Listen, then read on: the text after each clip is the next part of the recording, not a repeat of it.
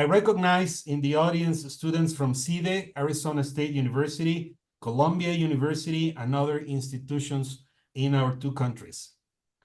This event takes place in the context of the celebration of CIDE's 50th anniversary. CIDE was founded in November 1974, so we're celebrating our first half century. We will have two panels. Panel one will go for 1 hour.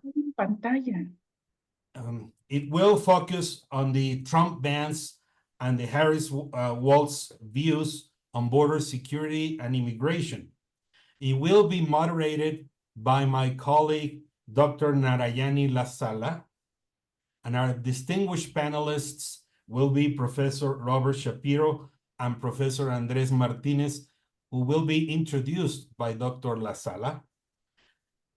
Then in the second half, we will have panel 2, and it will address the scenarios for the U.S.-Mexico relationship.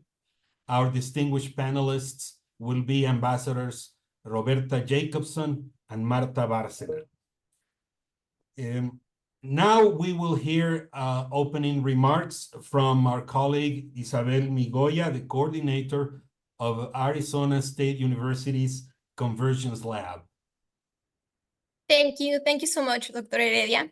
On behalf of Arizona State University, I would like to thank everyone for joining us today for what promises to be an engaging discussion. At ASU, we are a proud, officially designated Hispanic-serving institution, which means that at least 25% of our students come from a Hispanic or Latino background, reflecting our state's demographics. This and the fact of our geography as a border state are the reasons why we think our involvement with Mexico in a different way. Traditionally, universities in the United States view and treat Mexico as part of their international work. But at ASU, we want to consider Mexico as much more than just part of our global efforts, as important as they are. But we want to deepen our engagement across all academic units. Our initiatives are part of the Office of the President, Dr. Michael Crow, who firmly believes that there is not a possible future in which Arizona flourishes if Mexico does not. Therefore, our view of engagement with Mexico as part of our responsibility with our own community on and off campus, and as part of our efforts to be more responsive and representative to our students and community in Arizona, our Convergence Lab project seeks to connect the university with Mexican audiences and partners to explore ideas of mutual interest with a series of public events like this webinar today. And Convergence Lab offers an opportunity to learn from each other and think our way to a better and more prosperous North American future. And through the years, Convergence Lab has been fortunate enough to work with and benefit from terrific partnerships with Mexican universities and organizations like El CIDE today, with whom we are delighted to co-host this webinar today. I want to thank Dr. Carlos Heredia and Dr. Narayani Lasala for your kind invitation to co-host this timely and relevant conversation.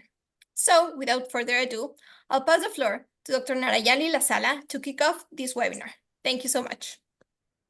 Thank you, Isabel, and hi, everyone. Welcome to our first panel. I'm Narayani Lasala, professor at CIDE's International Studies Department and a researcher at CIDE-MIG, which is CIDE's Migration program led by Professor Elena Sanchez Montejano, who was instrumental in encouraging us to create this space to have this discussion today. So it is my distinct pleasure and honor to welcome our first panelists, Professor Robert Shapiro from Columbia University and Professor Andres Martinez from ASU. Robert Shapiro is a professor and former chair of the Political Science Department at Columbia University, and as many of you know, a leading scholar and winning award scholar in public opinion, policymaking, and political leadership. Something you may not know is that he's also a great mentor to Mexican students who go do their PhD at the US, like me. And so he's been a great mentor and also collaborator in academic endeavors in Mexico. Andres Martinez is a special advisor to Arizona State University president. He's also an award-winning journalist and a professor of practice at the Cronkite School of Journalism. He frequently writes for Reforma, The Atlantic, Time, the Los Angeles Times, and the Washington Post.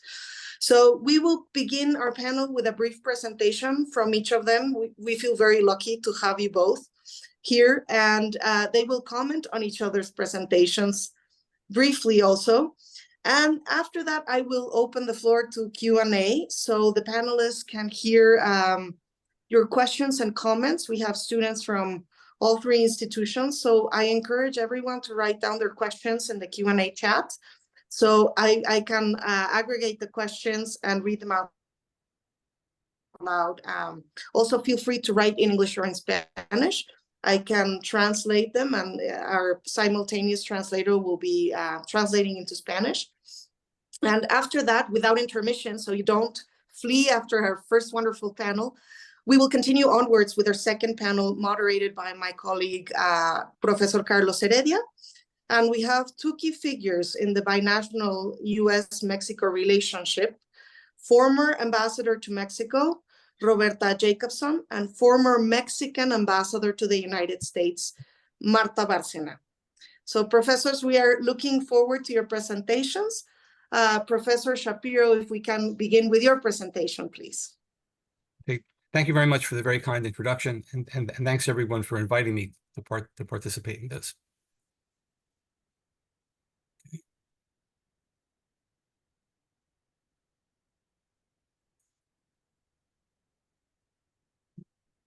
Okay, I was asked to talk about the U.S. presidential election and the issue of the U.S.-Mexico border as a possible decisive issue in the election. And in talking about the U.S.-Mexico border in the United States, the issue gets bound to the more general issue of immigration and in particular, immigration of undocumented individuals. And so I'm going to speak to the election. The border issue has been clearly a very important issue, along with the economy and inflation. They usually run 1 and 2 in terms of their importance in terms of their importance in the election. There are issues on which Kamala Harris's campaign is especially vulnerable, since Harris was part of the incumbent Biden administration, which is being judged on these issues, the economy and immigration in particular. And then the abortion issue looms very large as well among these issues.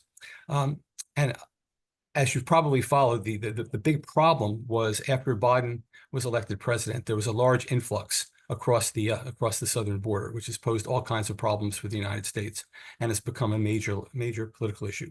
And it's an issue that's helped mobilize the base of Republican voters and has possibly persuaded and mobilized undecided and new voters. Now, in terms of the importance of the issue, I want to point to 3 things. I'm going to focus on public opinion poll results that I'll be discussing further. But if you consider the extent to which Donald Trump and J.D. Vance, his vice presidential nominee, have focused in their campaign on attacking Kamala Harris's campaign on the issue of immigration in the southern border, you can really get a sense of how important that issue is. That's very apparent. And a case in point, when the assassination attempt on Trump occurred, it occurred as he was commenting on and turned to look at a trend graph that was displayed on the border crossings. And he even mentions that when he talks about the assassination attempt. And then the other thing I want to point to that I won't show data on, but there's been a large amount of money in the Trump campaign spent on campaign ads that emphasize these issues. Let me just... Okay. And in emphasizing these issues, as many of you have probably followed, the Trump campaign has focused on all kinds of conspiracy theories, which is something he's done before in his campaigns, involving the increase in people coming across the southern border. And he refers to these people coming across the Mexican border as criminals, gang members, and the worst of the worst sent from their home countries. they're being, go back. They're being accepted, the claims are they're being accepted here, and they're being registered as voters, which also fits into the accusations that Trump has made about voter fraud, which he made after the 2020 election and will probably make again in the 2024 election if he loses the election.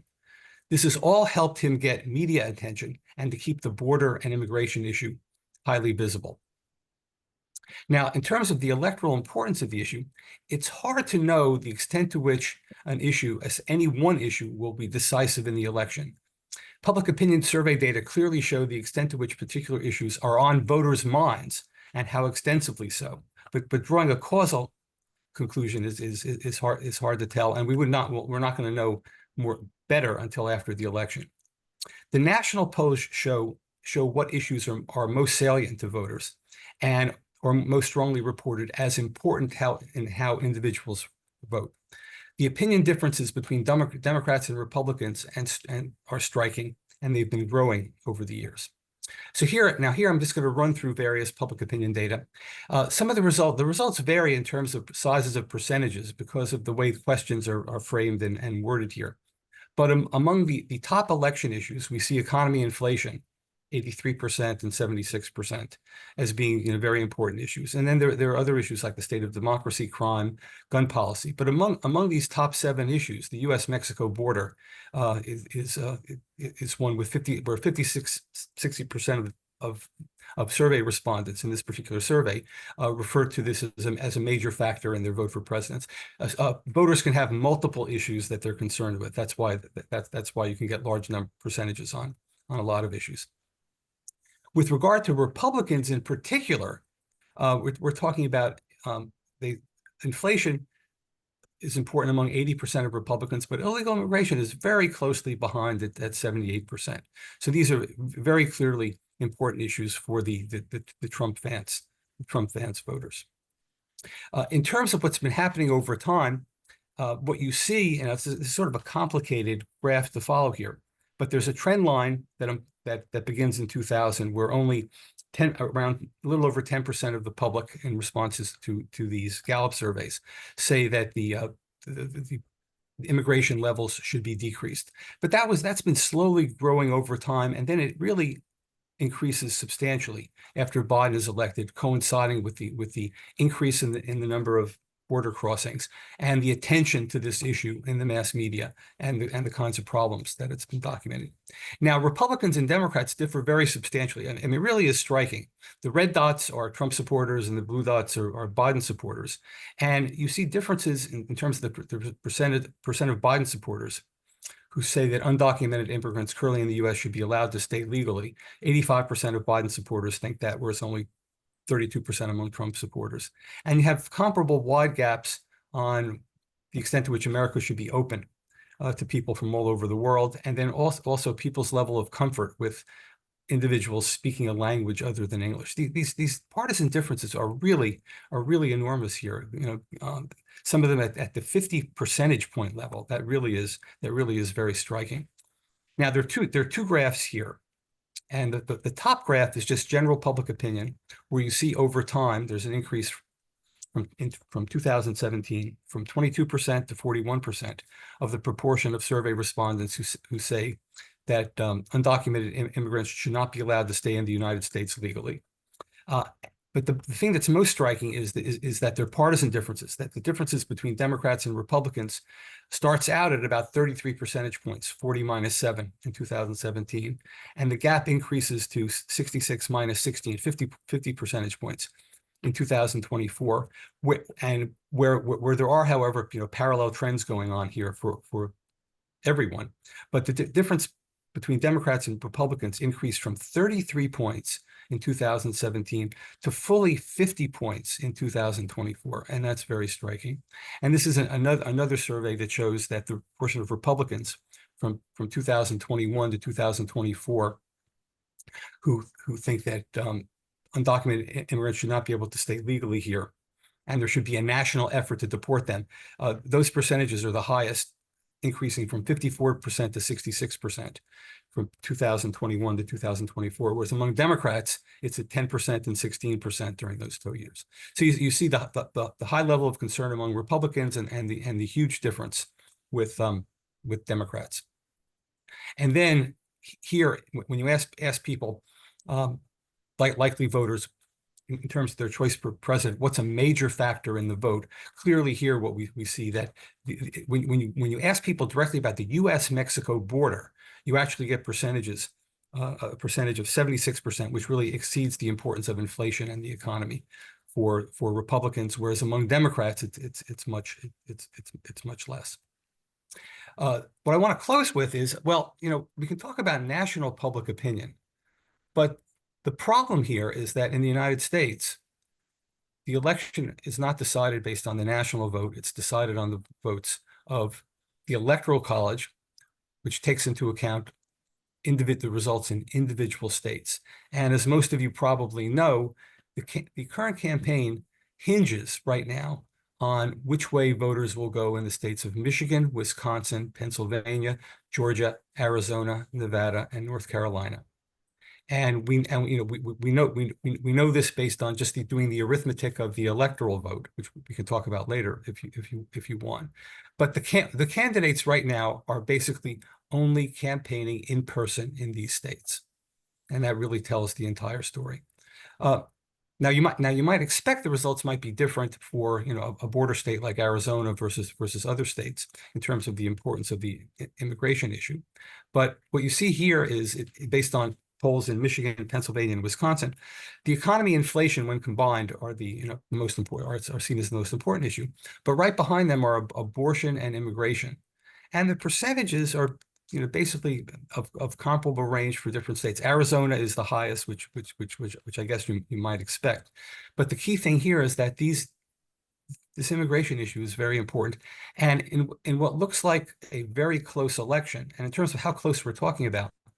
The 2016 election was decided by basically 70,000 votes in 3 states, and the 2020 election was decided by 40,000 votes in 3 states. And we're looking to see an election that's pretty comparable here, where basically every vote counts, and any issue that can influence voters can conceivably tip the balance. Okay, so we can ask the question: will the southern border issue then be decisive in the electoral vote? Well, it's clearly on the minds of voters, and it works against the Harris-Walz campaign as an individual issue, as we've seen. But to determine any causal effect, that's difficult. But there's something larger at play here that this is feeding into. If the border issue is not necessarily a decisive issue as a single issue, it helps remind voters in conjunction with other issues. For example, reminding voters of the chaotic withdrawal of American troops from Afghanistan. The border issue is reminding voters of their general dissatisfaction with the incumbent Democratic presidential administration. That is, it's just reminding them of their perceptions of the performance of the administration. This election is, at least in part, a big referendum on the Biden-Harris presidency. And if the issue isn't important as a single issue in its own right, it's contributing to this perception of problems in the performance of the Biden administration, which works against Kamala Harris as a presidential candidate. Thank you very much, and I look forward to your questions. Thank you, Professor Shapiro. We will now have the presentation of Professor Martinez. Thank you. Let's see.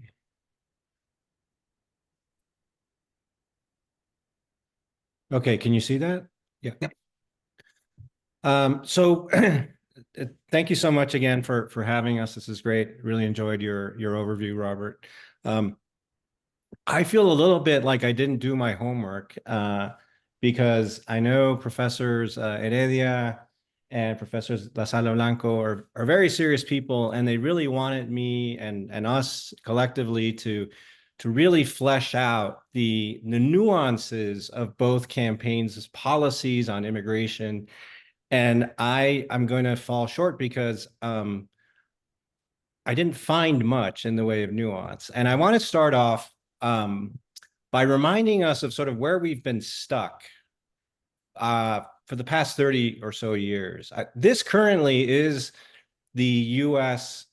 border policy, immigration policy in an illustration. It reflects our schizophrenia in terms of American public policy towards immigration.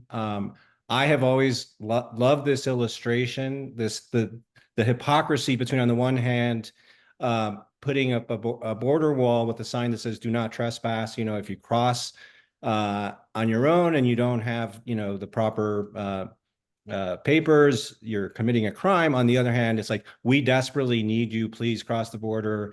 We want to hire you. And our economy really relies on this. And this hypocrisy leads to this undocumented population of an estimated 10, 11, 12 million, depending on the most recent estimates.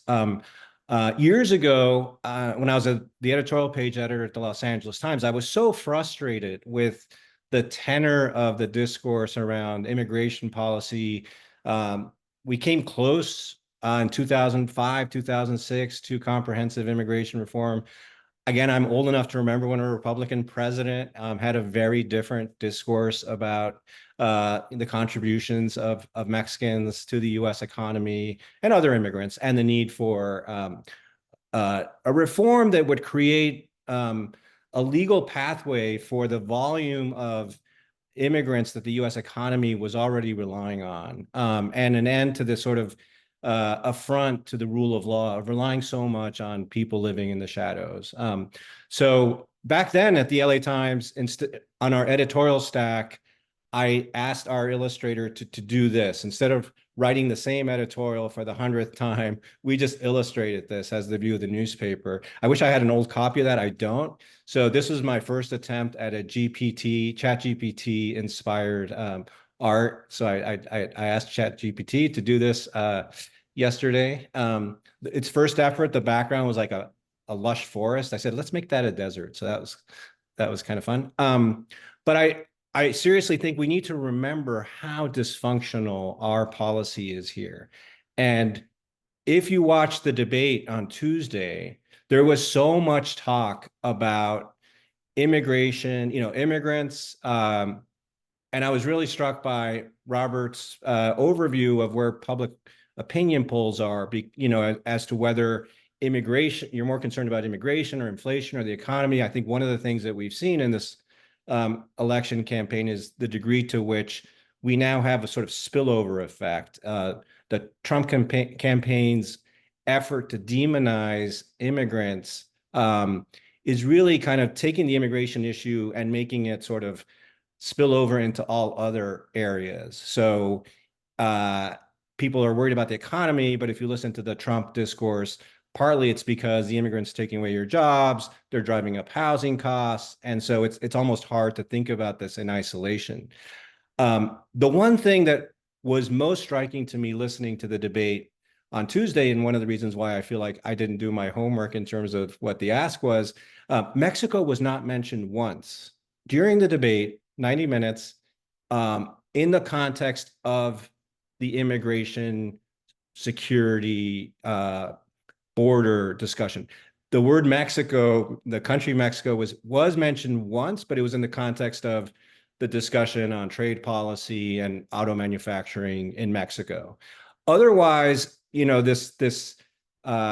of this bombastic talk about the migrants coming across the border from all over the world and leading to lower crime rates apparently elsewhere in the world, which again was one of these great fabrications of former President Trump, it would lead you to say, well, what is on the other side of the border? There was no discussion about, negotiations with the Mexican government, the need for a regional immigration policy.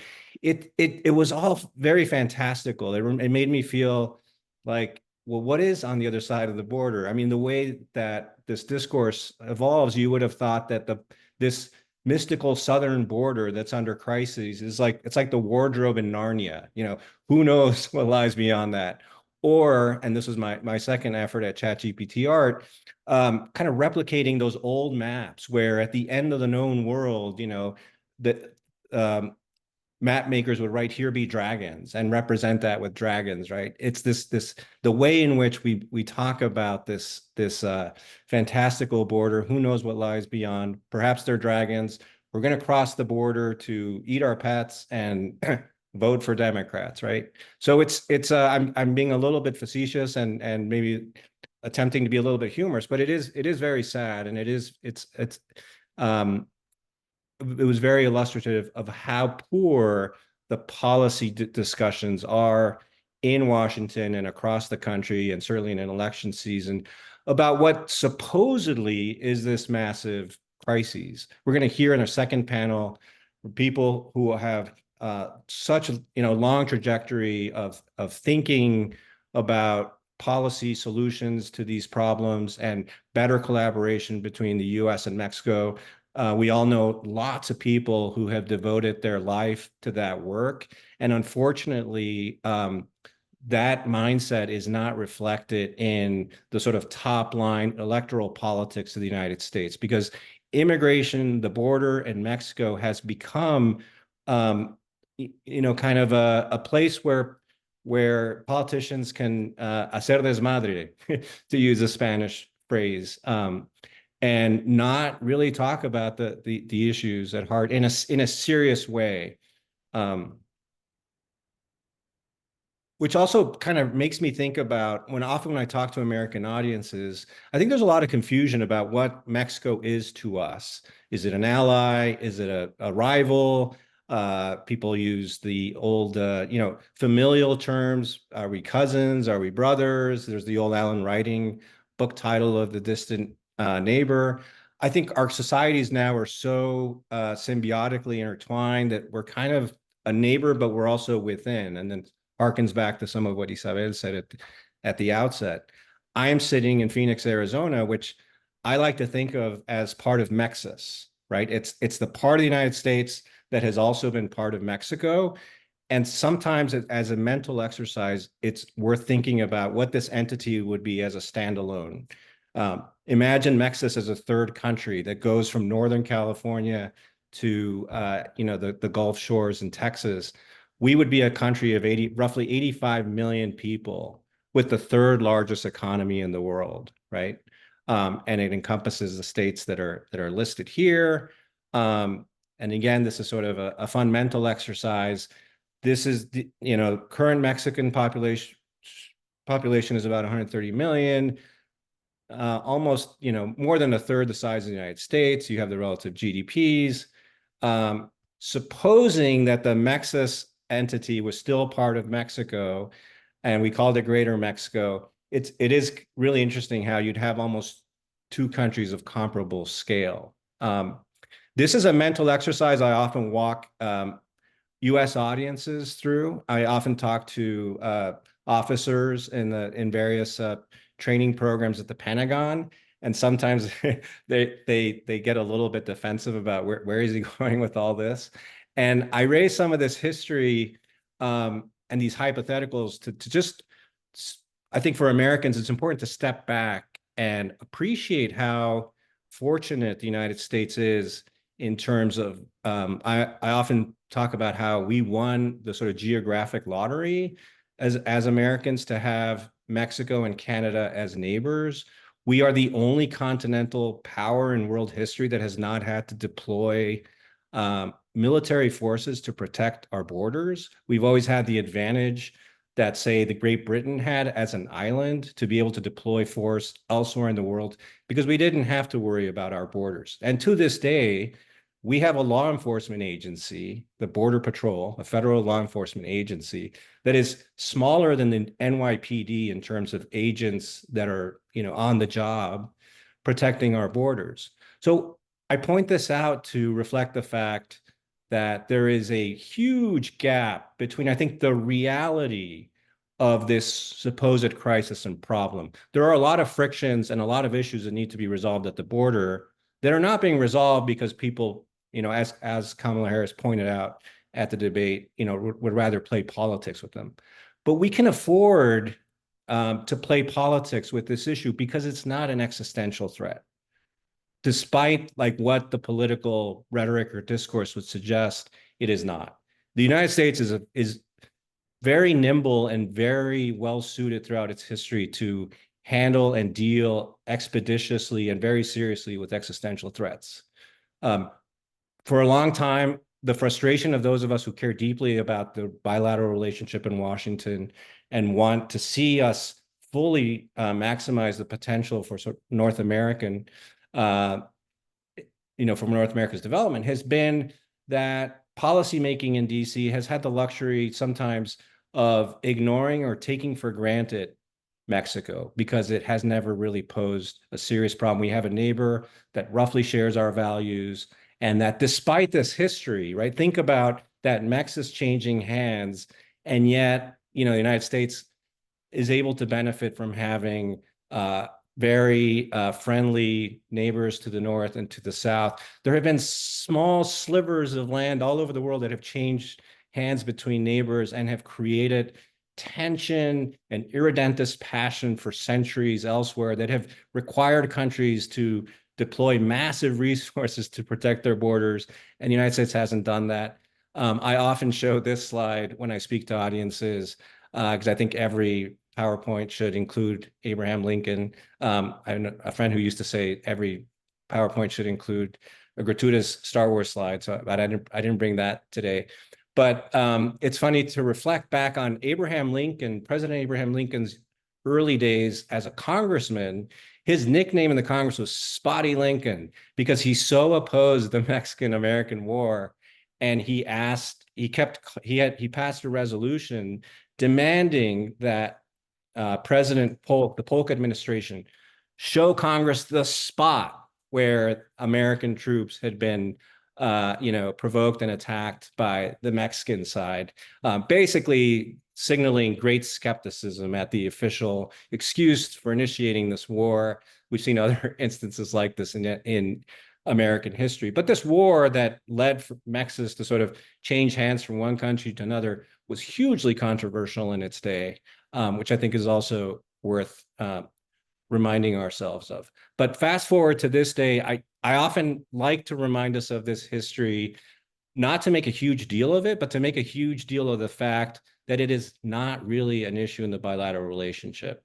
And to remind ourselves that for all of the issues at the border, these things are all very relative. If we had an existential crisis and a national security threat on the scale that our politics pretends we do, we would not be relying on the Border Patrol to protect us.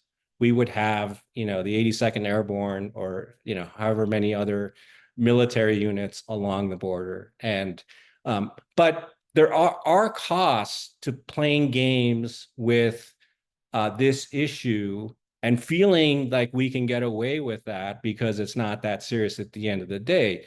And the issue is that over time, this can become self-fulfilling. One of the great comparative advantages the United States has always enjoyed is immigration, the contribution of immigrants. And now, because it's convenient to vilify immigrants in our politics, and we're starting to have talk, to the extent that there's policy proposals on the table, President Trump would like to, if reelected, deport 10, 12 million people. That would be catastrophic. And the results of that would be an existential crisis to the United States and to our economy, and not to speak to our values and our tradition. And just lastly, and I know I'm a little bit over time, I would say that one of the things that's been distressing to see, and this goes back to the wonderful data that Robert shared, is I feel like the Democrats have ceded a lot of ground on these debates. Their concerns and the effectiveness of vilifying outsiders is such that I don't see the Democratic candidate or other people running for office really standing up and giving a full-throated defense of the contribution of immigrants. They attack the sort of overzealous, often racist rhetoric on the other side. but there's a sort of a concession that yes, there is this crisis. Yes, we have to bring security to the border. I'm sitting in Arizona. I have a constant stream of ads. And the bleakness of the border that's portrayed is equal, whether it's a Democratic ad or the Republican ad. There's just finger pointing as to who is responsible and who is tougher to handle that. So I think that's a real shift. We can mock President Trump's over the top, sort of absurd claims about immigrants eating pets in Ohio or whatnot, and feel like maybe he's now jumped the shark and that's going to hurt him. But I think in a larger sense, he has won in terms of really shifting how the baseline assumptions that we have about immigration and where the discourse is. And I feel like people who are more inclined to have comprehensive reform have a different view on the undocumented population, are always starting on defense and kind of have to cede the narrative. So I know we're going to keep talking. I'll stop there, but really eager to continue this conversation. Thank you.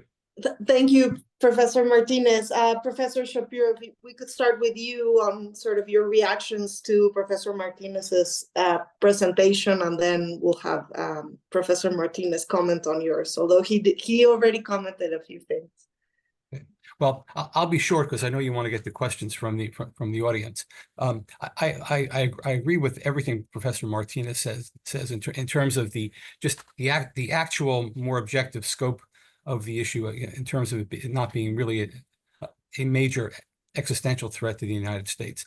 However, it's perceived to be enough of a threat, a threat related to fairness, the rule of law, and pressures put on states and localities in terms of social service and dealing with people coming across the border. And as I noticed, one questioner asked, why is it that people who live far from the border see the issue as greater problem as people who are experiencing the border crossings? And it has to do with this framed as a general issue of affecting the United States as a whole. I mean, it's something that's presented through the mass media nationally in the context of national politics, and they're seeing it.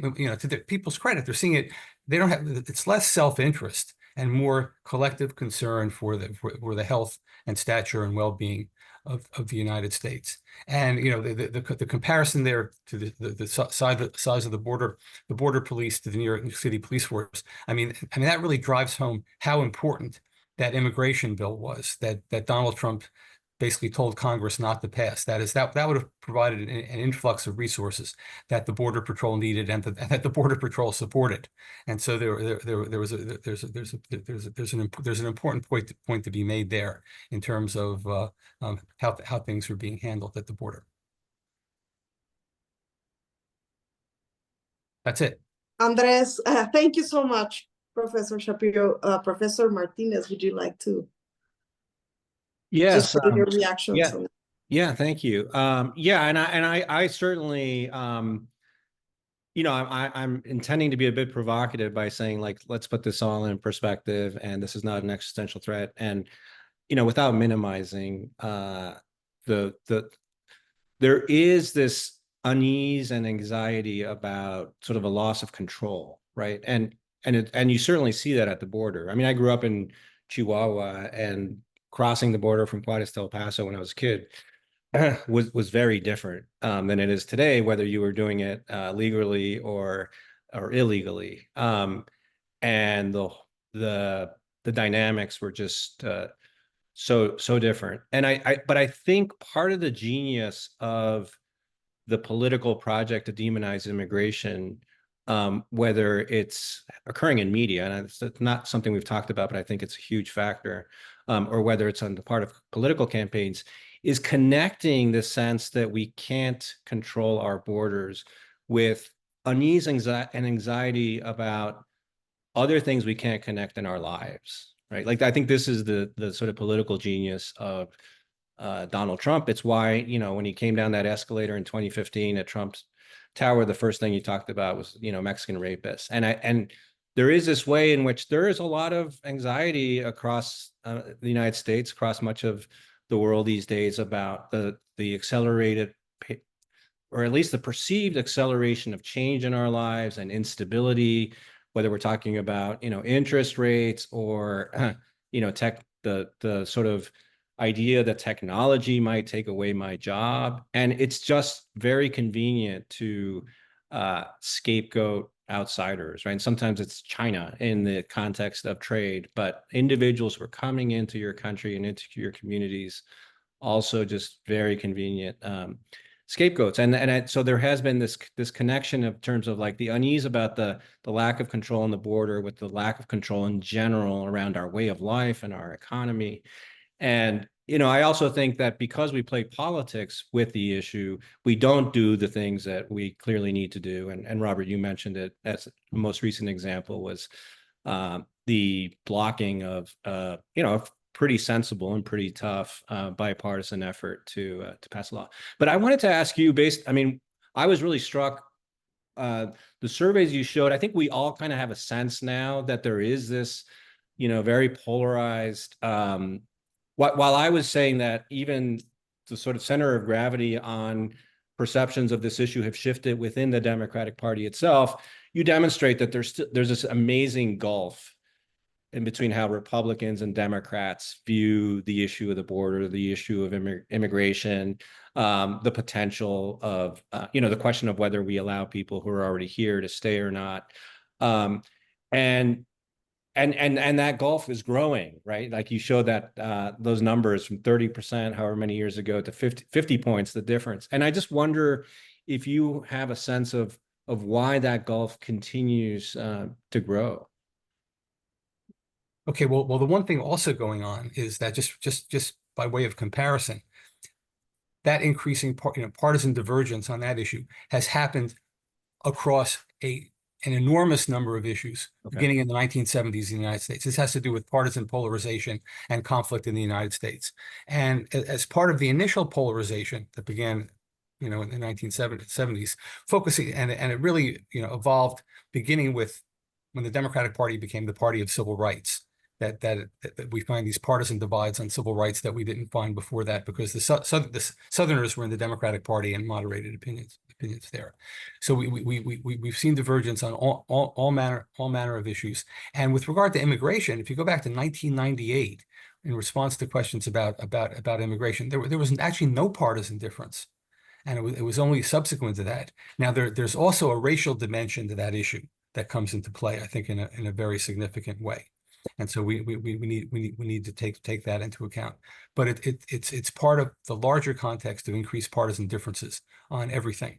And those increasing differences might be thought of as a healthy thing with the parties offering voters choices, but the conflict has gotten very hostile and emotional to the point that it's actually produced political violence with respect to certain kinds of issues, like election outcomes in the United States.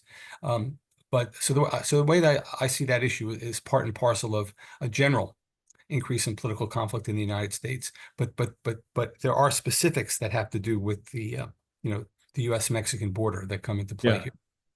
Yeah, that's really interesting. And I feel, again, going back 20 years to that moment when there was a lot of momentum around comprehensive immigration reform, which ultimately didn't succeed.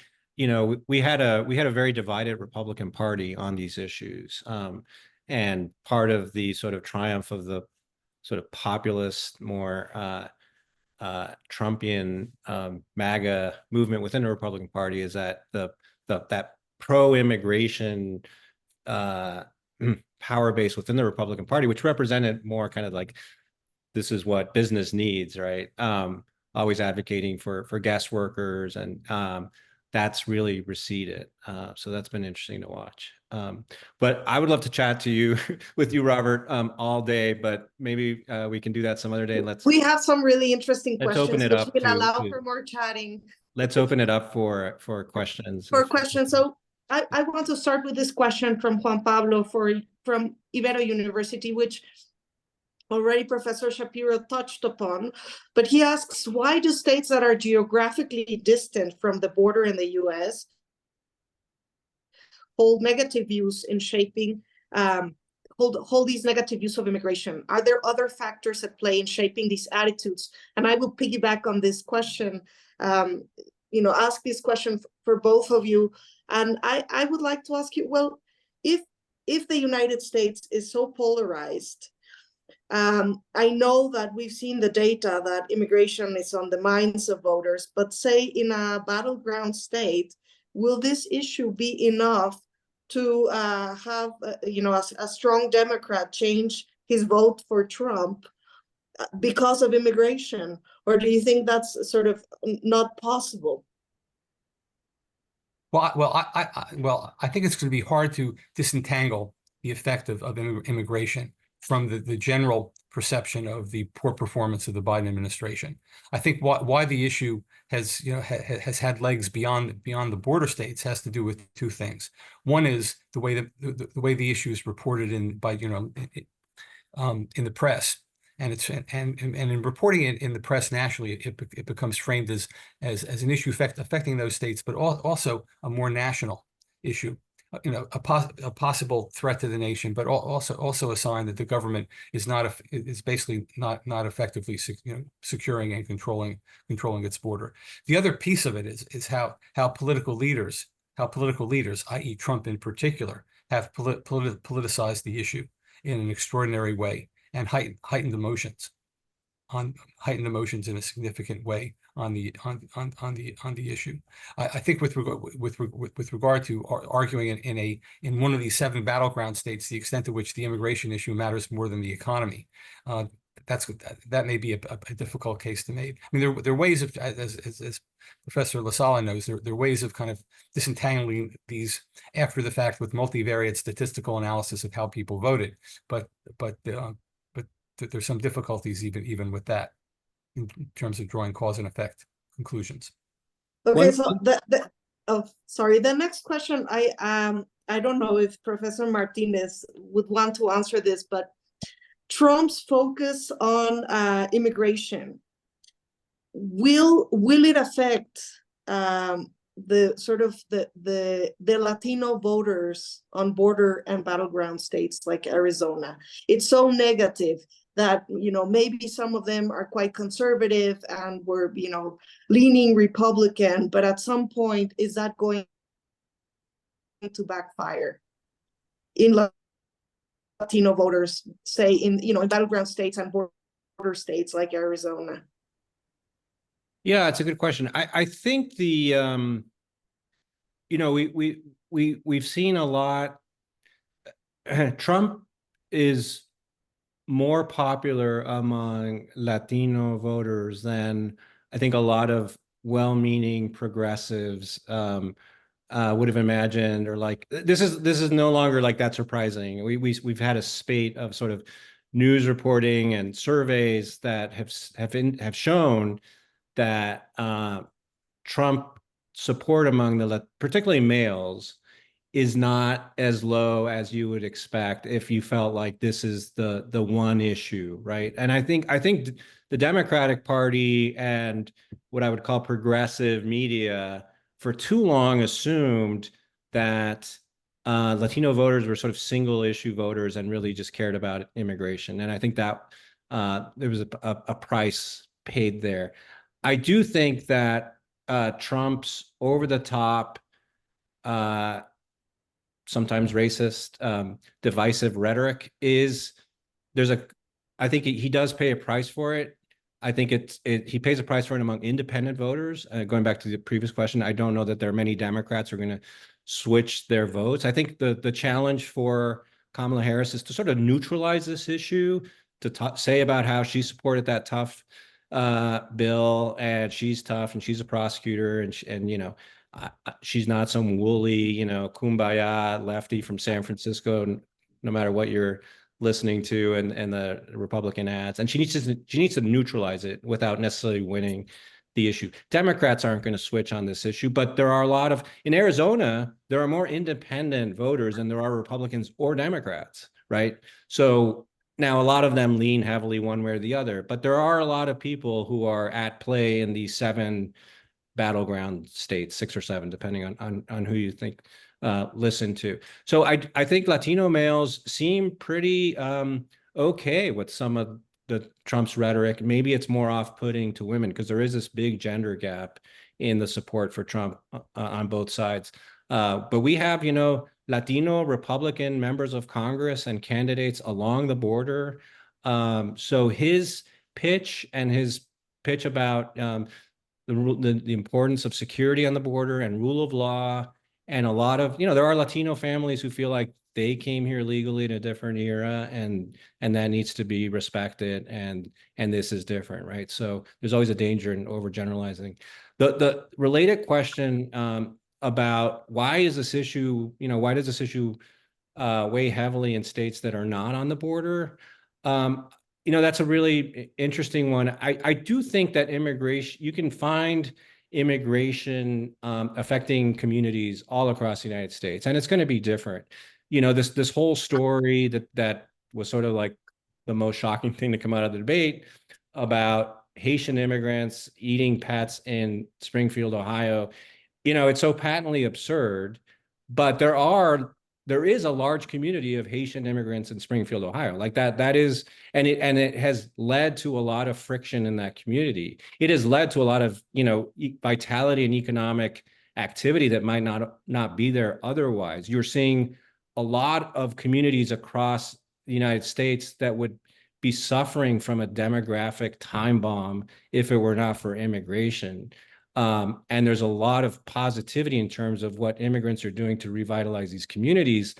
But culturally, it's more shocking to people who have spent generations in Springfield, Ohio, to have a group of people come from another country speaking a different language than it is for people in Arizona, this Mexis that I talked about, where we're pretty used to that. I mean, we live in cities that are named in Spanish, right? I mean, I once was accused of, why am I speaking Spanish to my son in Los Angeles? I mean, somebody in a Los Angeles grocery store said that. I'm like, if you have a problem with that, you really should move to a place whose name isn't in a foreign language. Like Los Angeles is not English, right? So, but I do think that because of those cultural frictions in some of these communities, it can sometimes be even more of a potent issue to capitalize on if you're a politician. And if you watch Fox News, it's 24/7, it's an invasion. They're taking away our way of life, and it's really preying on people's anxieties about other things.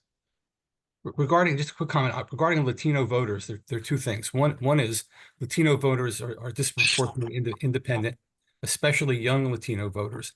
And the other thing to keep in mind is the Democrats have been doing worse among non-college degreed Latinos, and so that's pretty significant as well. And also there are cultural values issues like abortion that resonate with certain segments of the Latino community as well. Democrats have some tough going to maintain the support of Latinos. 2 short questions. I think one is catered to each of you. So in Mexico, Professor Martinez, there's the idea that if the GOP wins, there will be a crisis in the northern border. Do you think this is true? And then going back to Professor Shapiro's point on the referendum of the Biden-Harris administration, Kamala Harris really talked about this strategy to ease immigration by investing in the Northern Triangle, so in Central America. What do you think? What do you think of the strategy? Has it been successful, and is it is it an issue in the public's mind in terms of how they will support or reject this candidate?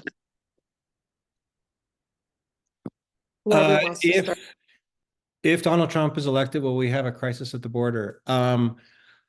This is the $64,000 question. I'm dating myself with that reference, but there's a question of how seriously do we take what Donald Trump says, right?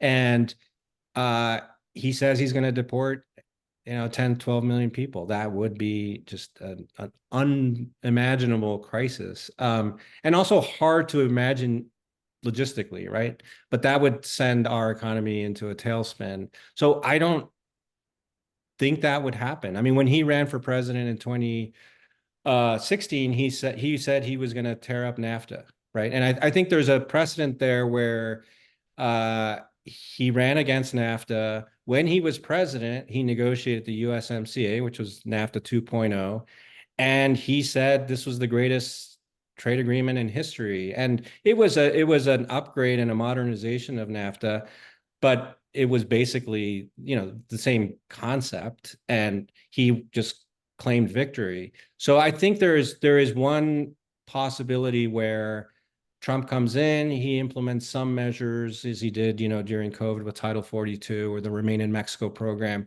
things at the margins, and he will claim a big victory because he's untethered to facts on the ground and reality, and he has these media allies that will amplify whatever he says. So he could claim that he solved, and again, it's not an existential threat. So you could do things at the margins to remove the problem and claim a win. Now that maybe I'm being Pollyannish and optimistic because Donald Trump today seems a little bit more unhinged than he did, or a lot more unhinged than he did even in 2016. So I wouldn't want to like test this proposition out, but I think there is a possibility where, again, he's more interested in the politics of the issue, and there are things he can pretend to do and then claim victory without deporting 12 million people, which I don't think that's within the realm of the possible, but that is what he's threatening to do. With regard to the Northern Triangle, I mean, that in general is a good idea. The problem is that with respect to voters, it may be a little bit too abstract, and also once the aid started, for that aid to have assistance or whatever is needed to have an effect on the flow of individuals out of the country into the United States, it's not something that would happen right away in a very tangible way, and that's the problem with that.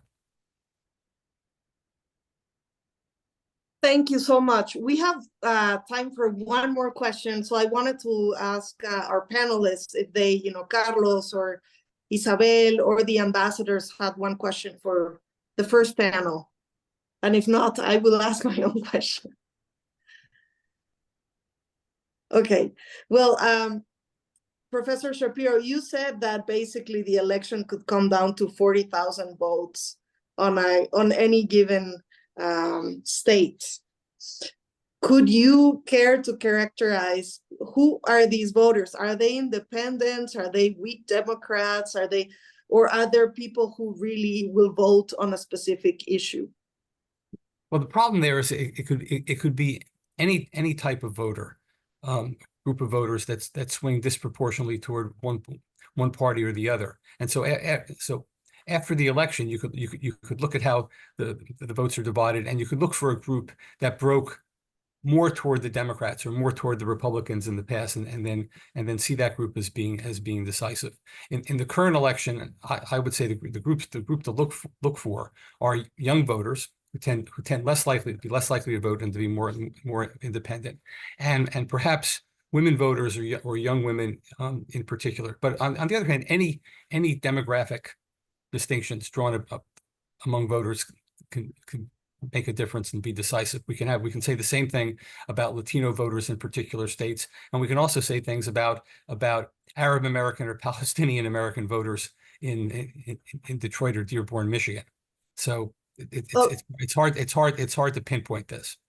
One last question from our director of CIDE, which I think is very relevant. So if Trump loses, do you think we could expect another assault on Congress? Okay, well, I'll give you my answer. I think Trump has shown that he can be a sore loser and will try to mobilize support for changing the outcome of the election. There are things that could be going on in the states with regard to certifying electors, and that's a very messy discussion. But with regard to any potential assault on the Capitol, we've already seen that the Biden administration is already making arrangements for things to be shored up on January 6th in the Capitol. The big difference between this election and 2020 is that in 2020, Donald Trump was president of the United States. he controlled, as you want to call it, the means of violence, so to speak. In this election, Joseph Biden is president of the United States. He's the one in control of the National Guard. He's the person controlling it. He's going to prepare differently and behave differently. And one irony here is the Supreme Court ruled that presidents have immunity for their actions as president. Biden, therefore, has immunity to do things that he might not otherwise consider doing. Now, Joe Biden is too moral and ethical a person to do anything bad. But the Supreme Court has given him more power now to deal with things like that. Well, thank you both, Professor Martinez and Professor Shapiro, for this wonderful panel. And we look forward to our next panel, which will be moderated by my colleague, Carlos Heredia. And so, Carlos, thank you both, Professor Shapiro and Professor Martinez. Thank you.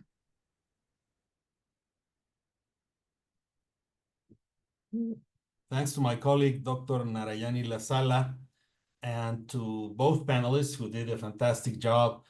And maybe we can pick up on some of the questions that were left unanswered, or elaborate on some of the questions. And but let me just express my deep gratitude to our very distinguished panelists, women ambassadors, Roberta Jacobson, who served as U.S. Ambassador to Mexico from 2016 to 2018, and is a founding partner at Dinámica Americas. Ambassador Jacobson has dedicated an entire career working on U.S. Latin American issues, on U.S.-Mexico relations, on Western Hemisphere affairs. And I have to tell you that she managed to find time in her busy schedule to visit our campus. And you remember that session, Roberta? I do. It was fantastic. It was great. Great dialogue. Thank you, Carlos. And it was actually on one International Women's Day. And it was very much appreciated by our students. And I also have to add that Roberta is one of those ambassadors that combines, having the ear of the president, having contact with Congress, having contact with governors, with civil society, with academia. So we've heard from academia on the first panel. We will hear from very seasoned, experienced diplomats in the second panel.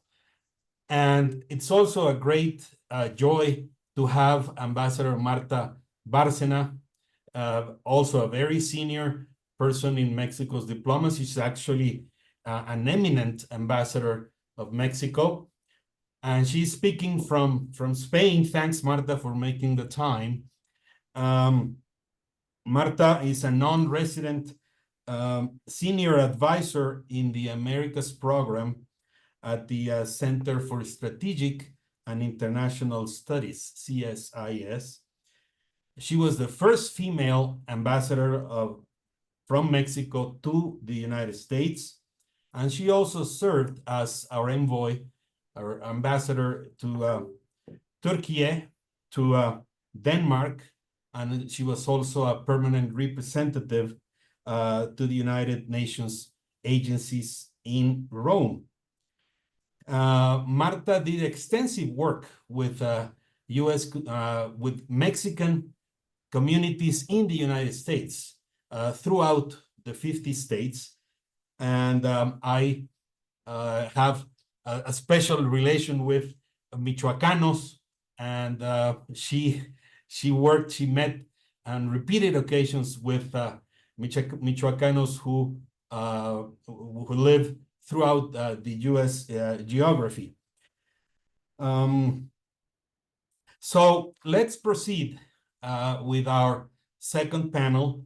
The mechanics are that each one of the panelists will have about 15 minutes to make an initial presentation. Ambassador Jacobson will go first. And then we will, as in the other panel, have some feedback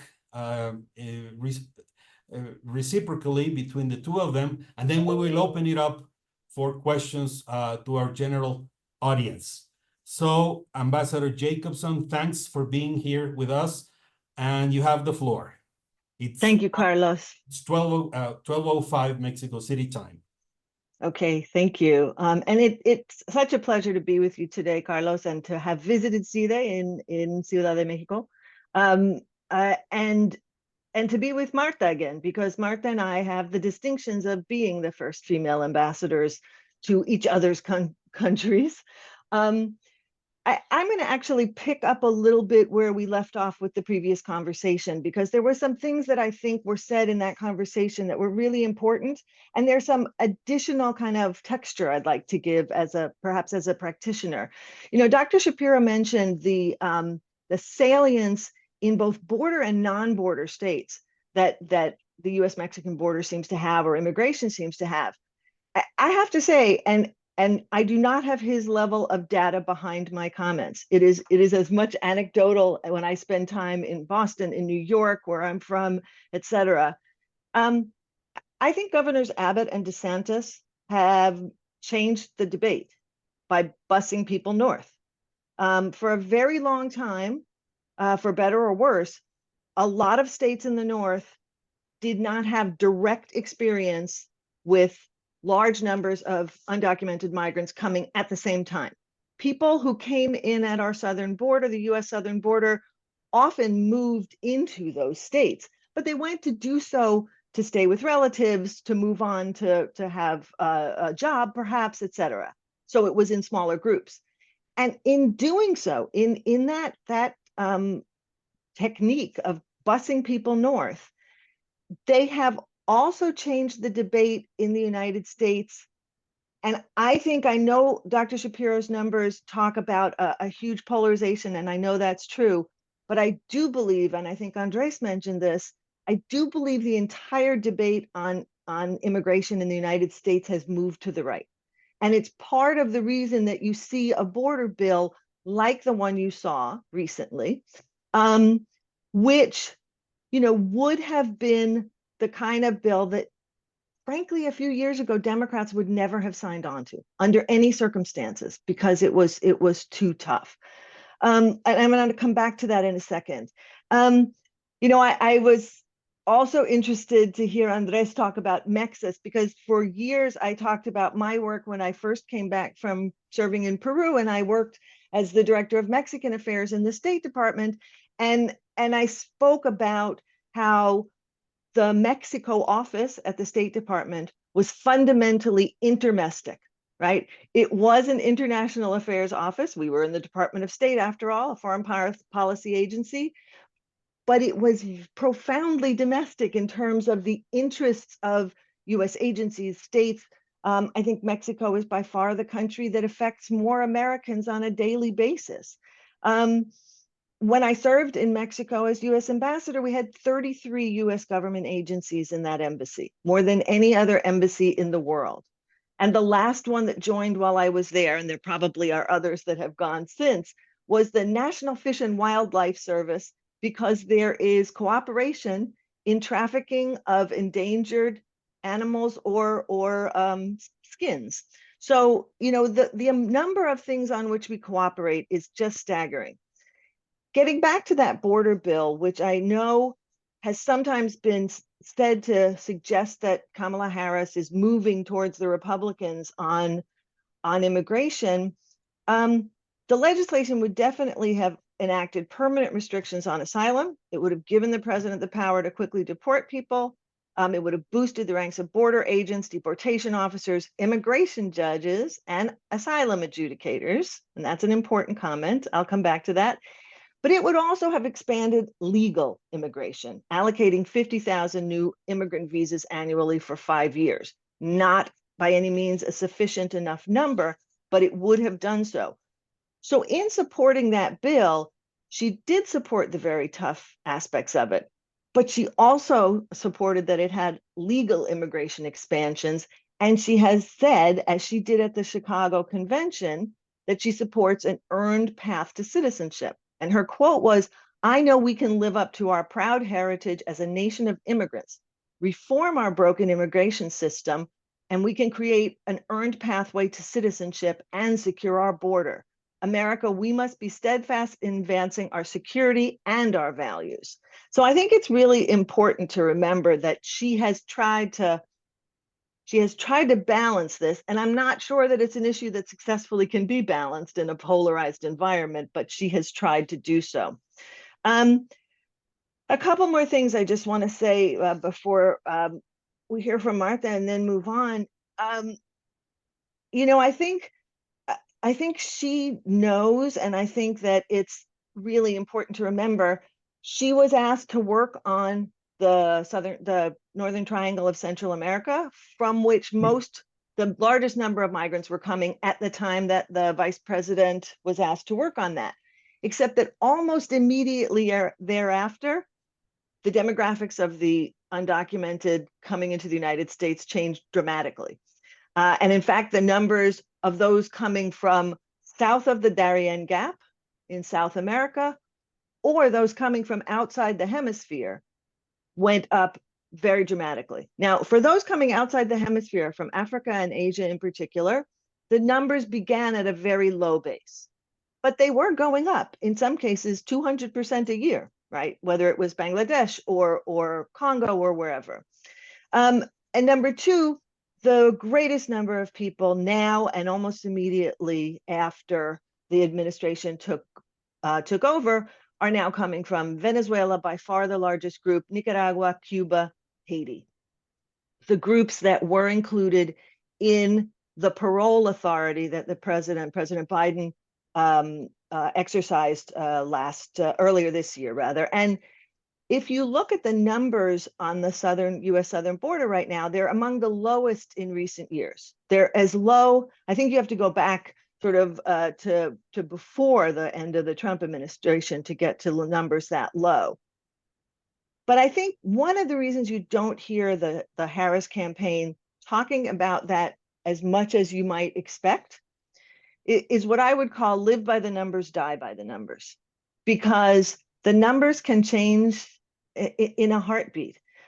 We know that after the stolen election in Venezuela by Nicolás Maduro, Venezuelans are mobilizing again to leave Venezuela and come north, with their destination being the US-Mexico border. So if you make a big deal about how low the numbers are, right around the time of the election, those numbers could actually become very significantly higher. You know, I think there's another difference between the two candidates that I want to just emphasize, and I have to say it's an age difference, but it presents itself in policy terms.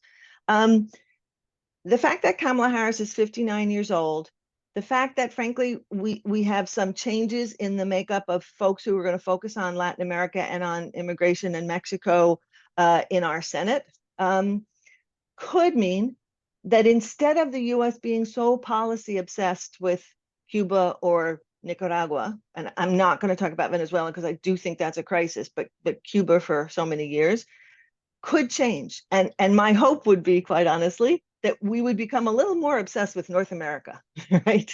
But we also know that former President Trump's view on Mexico and the region as a whole, unfortunately, are still dominated by South Florida and a very conservative set of diaspora groups. A couple more things, and then I will stop, I promise. There is some discussion about asylum in the United States and our asylum system having collapsed and so forth. Two things I want to mention. One, we have made it increasingly difficult for people to come to take temporary work positions in the United States. H-2A, which is agricultural workers, has no cap, but being very honest here, it's almost exclusively Mexican. There's nothing wrong with that, but it's not going to help if your migrants come from somewhere else because it takes too long to set up the processes in some respects. And H-2B is capped, right? We know that those caps can get increased, but only by a very small amount. Those are largely unskilled non-agricultural workers, landscaping, construction, healthcare, et cetera. But part of the reason that our asylum system collapsed in the United States is because by making it impossible to come here for temporary work that is badly needed in the United States, almost every undocumented migrant requests asylum, which is an entirely understandable and legitimate thing to do when that's the only way you think you might get to stay. But even under the most generous definition of asylum and refugee, we know that the majority of folks coming across the border are not going to qualify. If we had more of the temporary worker programs that we need, people would not have to claim asylum, which is really not what they're here for. They would come for temporary work programs and be able to do so legally. The Biden administration has dramatically increased focus on legal pathways, but it is way too slow and, frankly, way too small to make a meaningful difference in numbers. So let me finalize by saying, as two new administrations will begin or are in the United States and in Mexico, as we begin the review of the USMCA, which I do not think is a given, as we begin a North American World Cup in 2026, we need to really underscore that failure to come to agreements on our trade relationship, on our migration relationship, on all of the myriad areas we work, it is going to not just affect the other country, it's going to actually impede our own prosperity. Neither country can do as well economically as they want to without the other. And so that our leaders, if our leaders fail to implement what I think are the basic responsibilities of government together, that is the importance and the desire that citizens have for safety and for a better life for their children, we really do need to do it together. That sounds a little bit like kumbaya, but in fact, it's pretty hard-nosed pragmatism. Thanks. Thank you so much, Ambassador Jacobson. You've given us a lot of food for thought that we will go back to during the Q&A period. Now we go to Ambassador Marta Bárcena. I have to say that at CIDE, we have had a permanent ongoing conversation with Ambassador Bárcena, and we really appreciate her insight of how the United States political system works.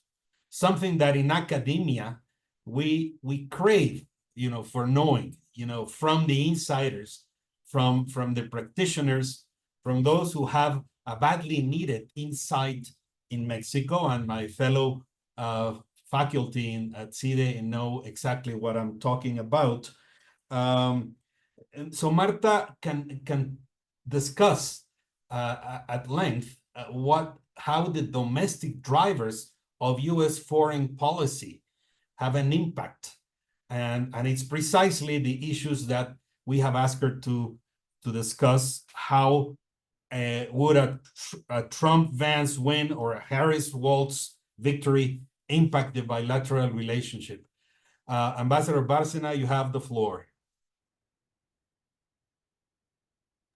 Thank you very much, Carlos. It's really an honor to be here with you, and with my friend Roberta Jacobson. We have gone through difficult times and to very nice times too, ups and downs in the bilateral relationship.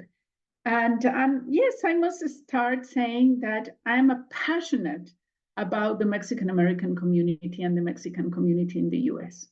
And sometimes it's not well taken into account in how this community is shaping and will shape even more in the future the bilateral relationship.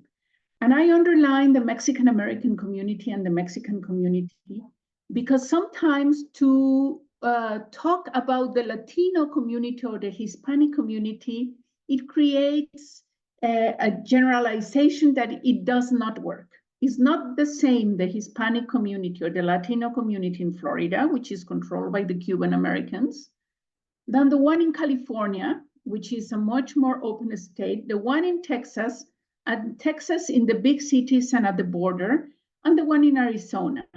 So I think that, for example, if we see Rubén Gallego winning the Senate in Arizona, it will be the first elected senator of Mexican-American origin, because Alex Padilla is Mexican-American, but he was designated by the governor of California. And Colombian American, so we get Mexican American and Colombian American.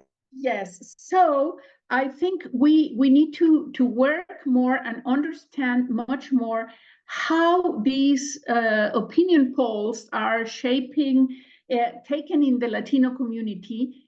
They really have to be much more precise on the different states and the kind of Mexican-American community, Colombian-American, and this. And part of the issues that we're discussing now on migration and a path to a legal stay in the US has also to be with this different composition of the Latinx community or not. But really, after thinking all of the questions that you sent, Carlos, and that we have been listening, I wanted to focus on 4 contentious areas now in the campaign in the US, and that will be very urgent matters from the 6th of November, or even before now. First is security in general. I will state that trust has been lost between Mexico and the US on cooperation on security. And it has been impossible to be rebuilt since the detention of General Cienfuegos, the useless changes to Mexican laws to limit DEA activities in Mexico, and that trust totally broken with extraction or rendition of Mayo Zambada and Joaquin Guzman, and their ongoing trials in the US that we don't know what is going to happen. And I say this also because it affects not only trust and cooperation and security, but other matters like, for example, extradition. Why are we, Mexico, going to continue to extradite criminals that later become protected witnesses and that they are free, like happened with Ociel Cárdenas Guillén recently? But what we're going to find ourselves now, and Kamala Harris has been emphasizing her role as prosecutor in California on these matters on security, is that our framework for security cooperation, the bicentennial agreement, has proved more and less useless. We advanced in some areas, very little, but very little progress was achieved. So we have to understand that from the 6th of November, whoever wins the election in the US, we will have to work on a new framework on cooperation on security. If it's Trump that wins, that will be very urgent, very, very urgent to work even before taking office on January. If Kamala Harris wins, it will be urgent, but it will not be an existential crisis, as Andres Martinez was saying. And we will need to imagine or reimagine which will be the legal term. It will be an agreement, an understanding, an MOU, but also what will include. And I will say that the most urgent matter on security will be to stop the production and illicit trade of fentanyl, as well as the illicit traffic of people. And this illicit traffic of people then take me to the second point, which is very contentious, which is migration and the undocumented community of about 12 million people and around 5 million Mexicans. And of those 5 million Mexicans, around 1 million undocumented Mexicans that are dreamers. So irregular migration has been tied now always by Republicans and now also by Democrats to border security and hence to national security. So when you go into the securitization of migration, not analyzing it or taking it into account as an economic and social phenomena, as Roberta said, as Andres Martinez said, that the US economy needs the migrants, but it is perceived as a national security threat, then you change the conversation. And then you go first to say, I have to first guarantee border security, national security, border security, and then I will consider what I do with enhancing the legal migration pathways for people. So the implications of the border security bill that Roberta already mentioned, and that was considered last year, is the basis of Kamala Harris' proposals on the matter, will have profound consequences for Mexico. If I went through the whole bill, the 350 pages of the bill, I mean, the equipment, the technological things that the US wants to deploy, my question is, who is going to be the counterpart in Mexico? Who is going to finance those technological upgradings? Can it be done only on the US side without taking into account the Mexican side if we have 57 ports of entry? So these are things that are not considered. And then it is not very clear if the president of Remain in Mexico, which Trump wants to reinstate, it is not very clear if this bill will leave it on the side. It will not try to implement it. Maybe Remain in Mexico was a partial solution for the US government, but it was a tragedy for Mexico. It collapsed our border cities, and it increased the level of insecurity, and it gave new leverage to organized crime, to traffic with people, to exploit them and to make them subject of extortions. So if that bill is difficult for Mexico to accept, and it will imply a lot of commitments from Mexico that have not been discussed because it will be taken only unilaterally by US Congress and the US executive.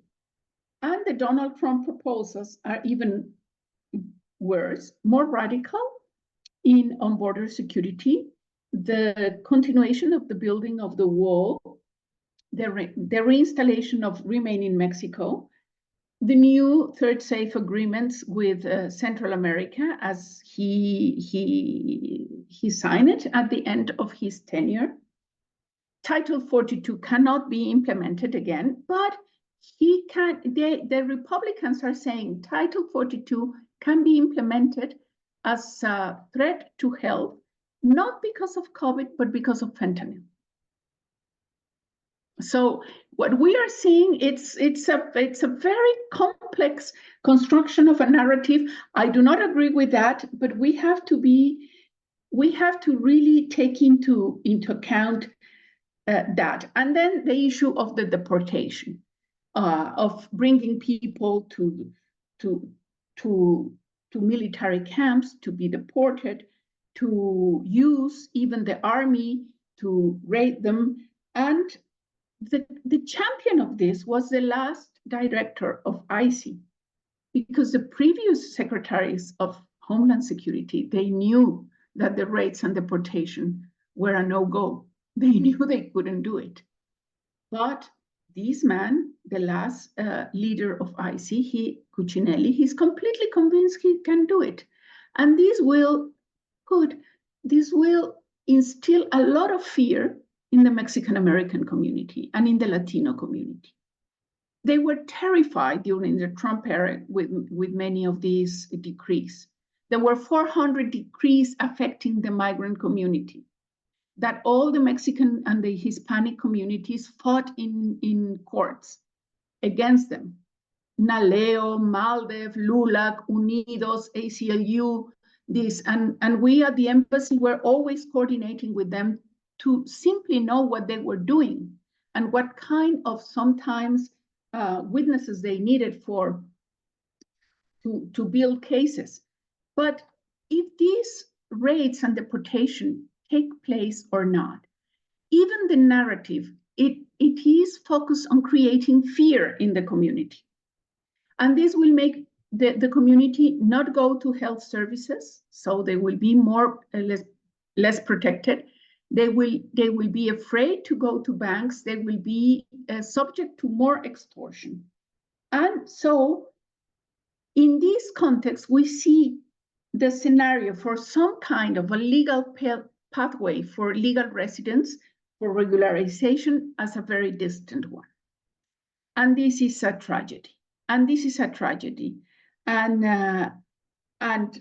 even if the numbers at the border are now low, just to see that a comprehensive immigration reform in the US that includes temporary worker visas, a path to regularization, of course, some limits to asylum laws or criteria, because those are extremely,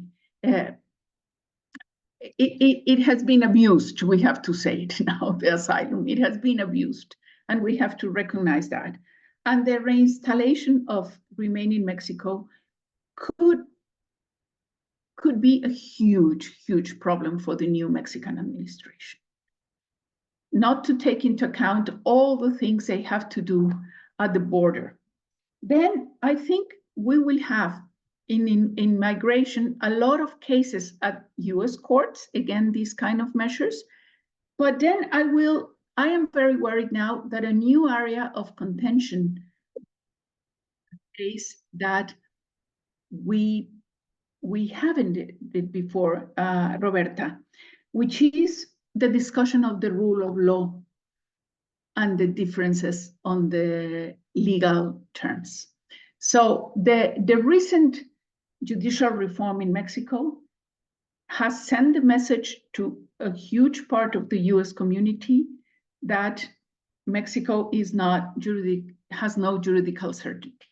It is going to be seen and be discussed, but at least that is a message. And there are now a lot of state-to-state differences, investor-state differences in the context of USMCA, as we saw many legal cases in the courts in the US regarding both the traffic of arms, regarding, of course, all these measures against undocumented migrants, on protection of labor laws. So if there is no juridical certainty, how are we going to solve this? How are we going to solve this? And this is a key issue that was not in the agenda in the 2021 or in 2016 or in 2020. Now it may become the biggest issue on the agenda. Can we trust Mexico? And it relates to the first one on cooperation and security. Can we trust our investments? So, and if we add to this lack of legal certainty or possible lack of legal certainty, the disappearance of autonomous organs, then we will have a very difficult review of USMCA. Because why? Because the autonomous organs were like mirror institutions sometimes. So that facilitated a lot the technical dialogue, the technical cooperation, the homogenization of certain norms that are there to make trade easier and faster. But if these organs disappear and they go into, you will not have autonomy. They will go into the ministries and everything will get much more complicated. And there are some analyses that say that both the judicial reform and the disappearance of autonomous organs may be violating some clauses of USMCA. This is something to be discussed, but maybe we will have a panel on this. So we will have the panel still not solved of the biotechnology in agriculture. We have not a panel on energy, but the US has not retired the possibility of opening a panel on energy. That we may have a panel on autonomous organs. And surprisingly, I think of USMCA, the sector that has been working better is the labor, the rapid response mechanism on labor. That has worked very well. more than 29 cases, all of them solved, or most of them solved. So we shouldn't be worried about labor. But we should be worried about all these matters. The lack of trust in security, that how is the border security going to work? Because these will impact also trade. These will impact trade and the chapter on customs. How the judicial or lack of judicial certainty in Mexico and the disappearance of autonomous organs. And we can just add as the cherry of the cake the discussion about China's investment in Mexico. But China's investment in Mexico, China's a supplier of the precursors of fentanyl, China as one of the countries of origin of undocumented migrants also through Mexico. So I am sorry not to be very optimistic, but I think we have to be very realistic to know that we have a very difficult issues to tackle in the first months of the new Mexican and US governments.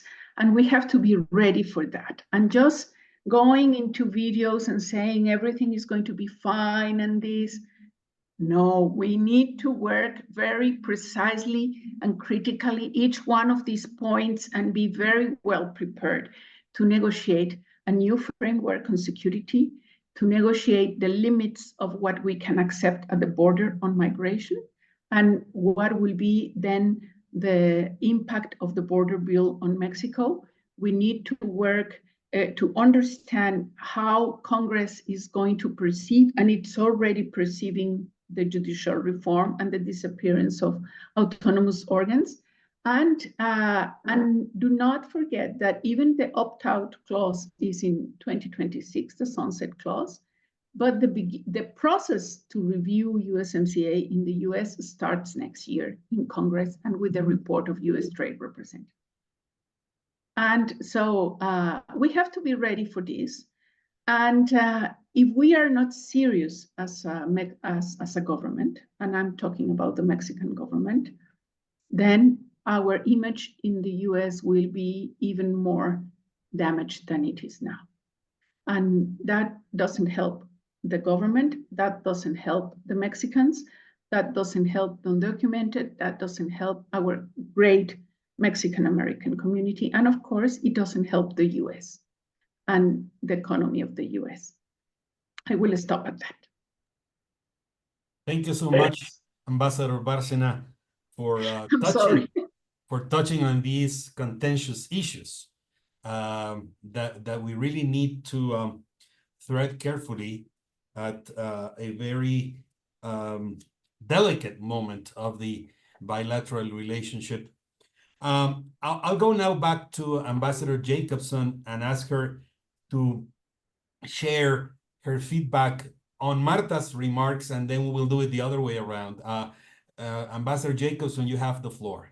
Thank you. Look, there are many of the things that Ambassador Bárcena, that Marta said that I completely agree with.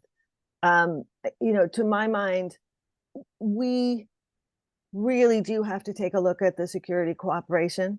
You know, part of the difficulty here is the US system in which the independence of the Department of Justice to pursue investigations and prosecutions in the United States, which are not necessarily shared fully with either the State Department or with ambassadors in the field, right? They may be shared with the Secretary of State, but it may get no lower than that. And I'm not kidding. And that is done to ensure that there is no possibility of obstruction of justice or pressuring the Department of Justice on a case.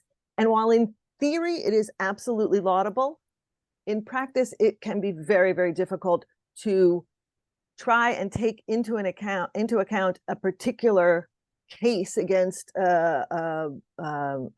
someone for whom there is an indictment in the United States into the relationship as a whole.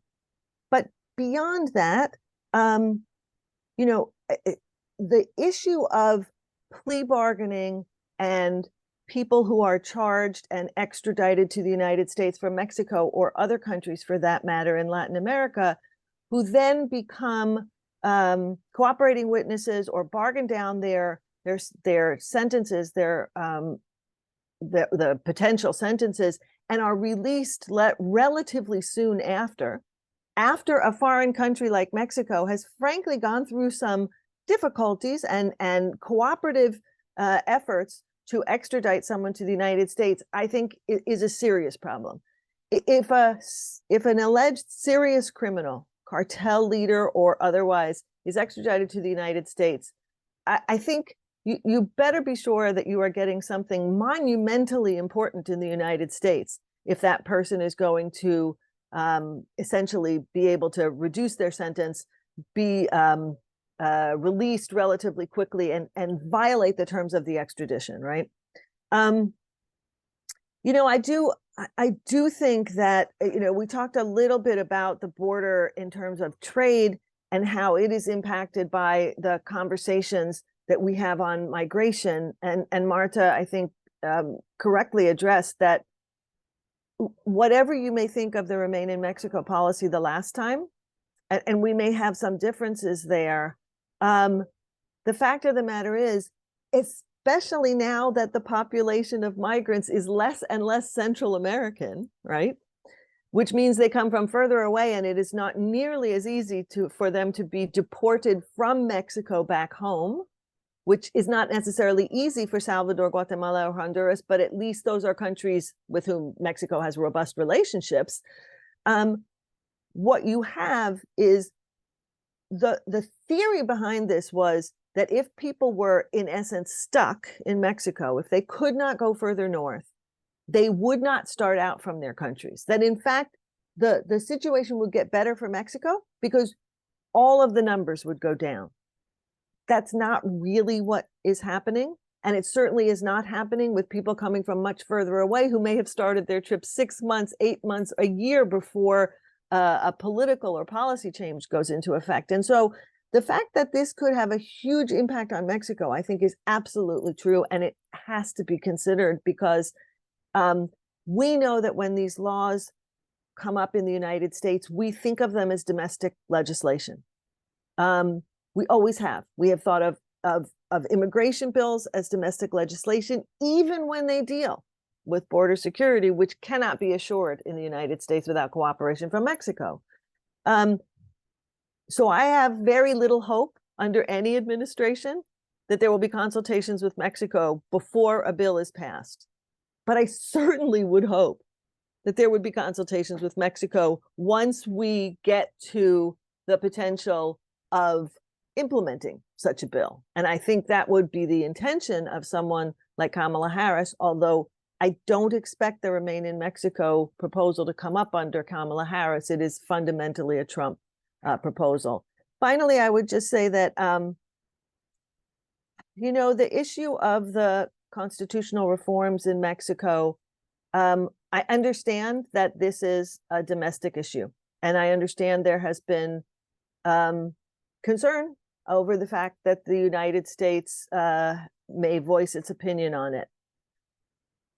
I think, frankly, where the United States can make its views known in an entirely legitimate way, and I would say that's true of rule of law and democracy in general, but be that as it may, when we talk about the USMCA and the implications for USMCA, when we talk about foreign investment and the implications for foreign investment, which Mexico needs, all of our countries need foreign investment. Mexico needs it to move ahead on a serious fiscal deficit issue and other things, and the peso slide, et cetera. But at this point, you know, as a diplomat, I always knew that there were some issues you should talk about in public and some issues you should talk about in private. It is not nearly as satisfying for many in the non-governmental community if you don't discuss things publicly. So you have to weigh that, right? But I also understand that there are ways to discuss these things privately. The real question, to a sense, is, will it matter? Or will the US be ignored, whether it's private or public? And the fact is that a lot of analysts have suggested that at least 5 of the constitutional reforms would likely be violations of the USMCA. And that makes me extraordinarily nervous because I think USMCA review is under enormous strain if President Trump is reelected. And if we were to have recent decisions in Mexico that violate USMCA, I think it is in fact quite likely that he could leave the agreement. And people say to me, but it's his agreement. That actually doesn't matter. I think he's perfectly capable of saying, this didn't work the way I thought it was going to work, right? And I also think the final comment I will make that I think gets a little bit at some of the things Martha said, and I think she would agree with me. I hope so anyway. In the olden days, right? I'm extremely old, but in the old days of our diplomacy, we really did, under Republican and Democratic presidents with Mexico, keep things in their lane, right? Trade agreement problems were dealt with through mechanisms of trade. Migration, we had annual or semi-annual migration talks, and we had other ways of discussing them, but they stayed within the trade communications. The same, frankly, on human rights and on security, et cetera. What Trump did in his first term, in his 2016 term, was completely blow that up and say, if you don't cooperate with me on migration, I am going to implement tariffs that will increase progressively up to potentially 25%, right? That really, to me, was a fundamental change in the bilateral relationship, and a very damaging one, because now everything is up for grabs. You can use any mechanism to punish or reward your neighbor on anything. And it reduces the certainty of those relationships to a point where the whole relationship can begin a downward spiral, out of which it is very difficult to emerge, even if you want to. So I will stop there because I want to try and be less pessimistic than Martha, but I think we are both very concerned. Well, thank you, Roberta. And let me go now to Martha for her feedback on Ambassador Jacobson's remarks. Please, Martha. Yes, I totally agree with Roberta. I think we're both concerned. Maybe I'm a little bit more pessimistic. But at the same, and I am a bit more pessimistic because of one issue, Roberta. Every time I defended Mexico, in Denmark, investments, in Turkey, in the US, I always said, do not worry, Mexico is a country of strong institutions. We are weakening them. So we are weakening one of our lines of defense. I think that's such an important point from an important voice, Ambassador Barcelona. Exactly. So this is what worries me. This is what worries me. And I totally agree with you that for many years, with either Republican or Democratic administrations, we had this compartmentalization of the issues. And it worked well. And I know it can be artificial sometimes, but it's important, no? But it worked well. Mm-hmm. So my experience when I was ambassador to Washington is that in both countries, it started a process of deinstitutionalization in the Trump administration and in the Mexican administration. So, for example, the dialogue on human rights that took us a lot of effort to build, we could never relaunch it. And it is not there. Mm-hmm.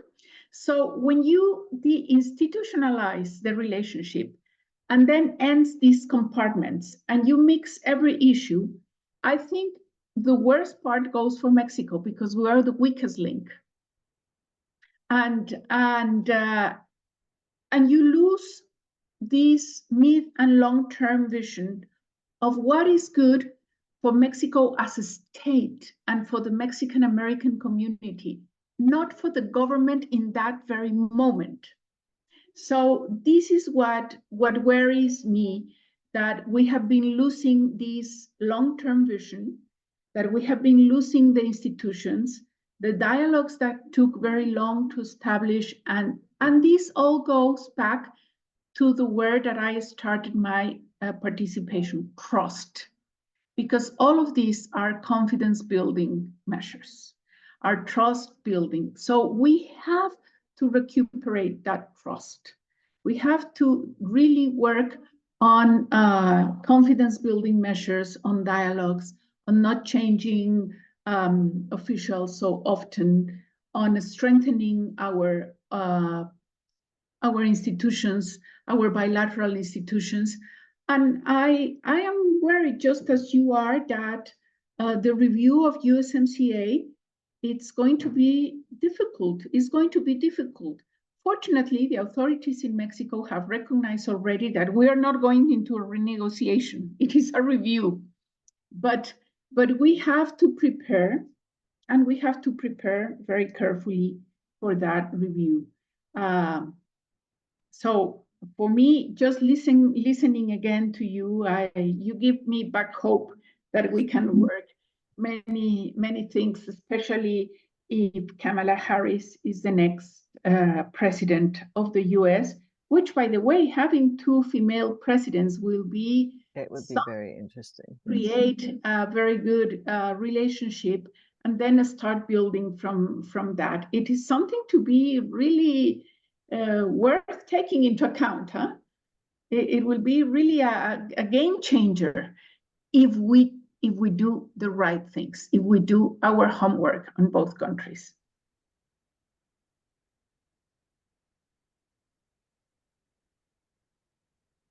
Carlos, you turned on to mute. Thank you, There Marta. you go. I will go to Q&A now, and I want to pick up where Marta left off on the possibility that we have.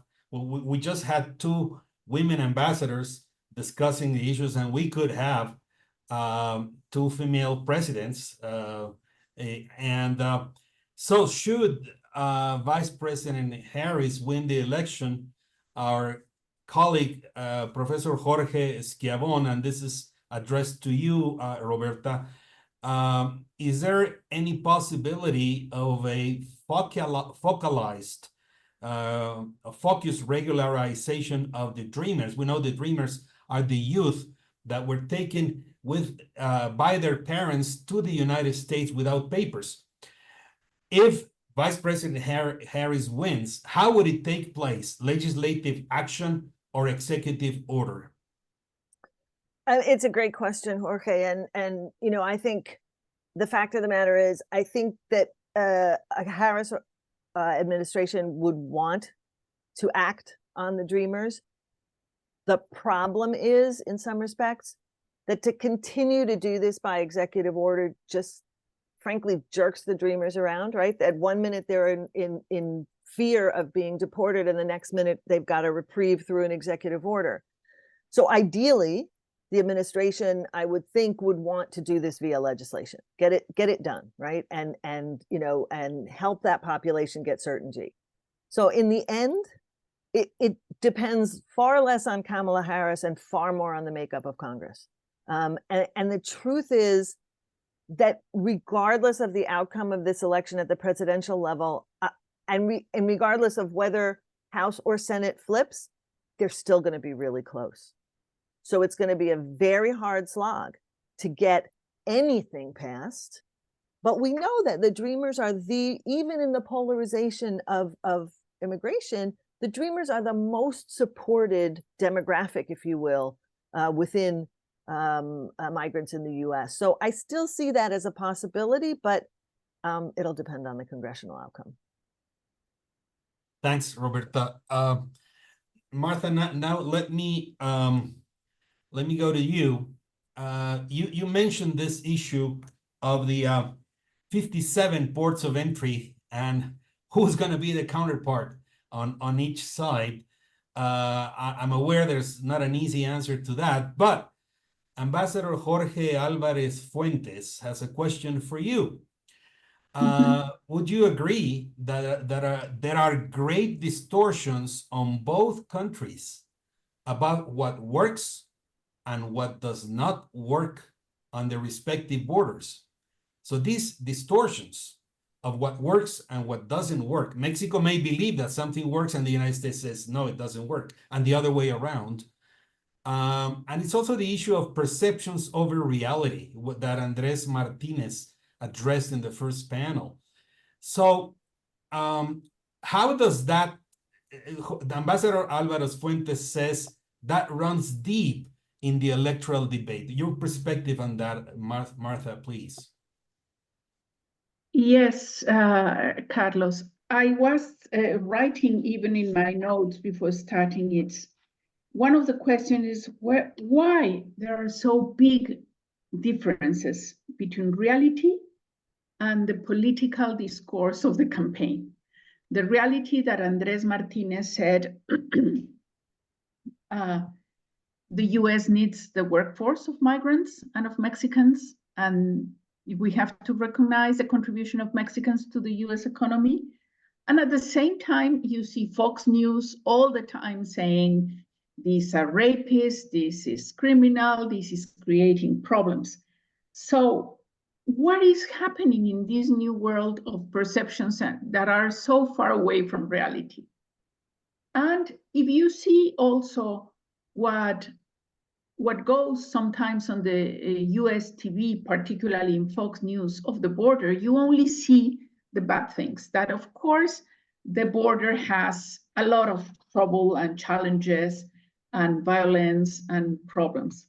But you don't see, and it's rarely mentioned, that we are trading now $3 million a minute. A minute. Exactly. Because the trade between the US and Mexico will reach more than 1 trillion next year. And this is not seen, and this is not talked about, and it is not well appreciated. For example, what we did in COVID-19, that we had to align our essential sectors with the US because neither Canada, neither Mexico had a list of essential sectors.